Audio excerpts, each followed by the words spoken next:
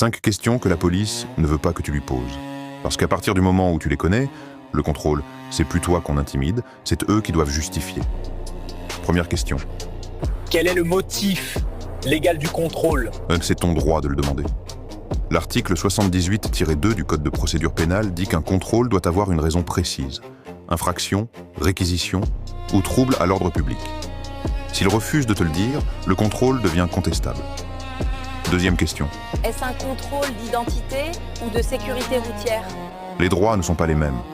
Un contrôle d'identité, c'est pour vérifier qui tu es. Un contrôle routier, c'est pour vérifier véhicule, papier, alcoolémie. S'il mélange les deux sans base légale, c'est un excès de pouvoir. Troisième question. Est-ce que je peux filmer le contrôle? Oui, tant que tu ne gênes pas l'intervention. C'est un lieu public, tu as le droit de filmer les agents en action. La seule limite, c'est la diffusion des images. Et souvent, une caméra fait plus effet qu'un avocat. Quatrième question. Est-ce que je suis libre de partir? Pose-la calmement. S'ils disent non, ils doivent te notifier une retenue ou te placer sous procédure. S'ils disent oui, tu pars. Et s'ils te retiennent sans base légale, c'est une atteinte à la liberté individuelle. Dernière question. Pouvez-vous me donner vos numéros Rio? C'est obligatoire. Chaque policier ou gendarme doit porter un numéro visible. Article R 434-15 du Code de la sécurité intérieure.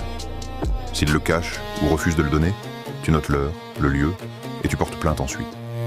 5 questions, simples, légales, redoutables. Et quand le ton monte, garde le tien. Parce que le droit, c'est comme le calme. Ceux qui le maîtrisent ont toujours l'avantage. Vous voulez comprendre vos droits?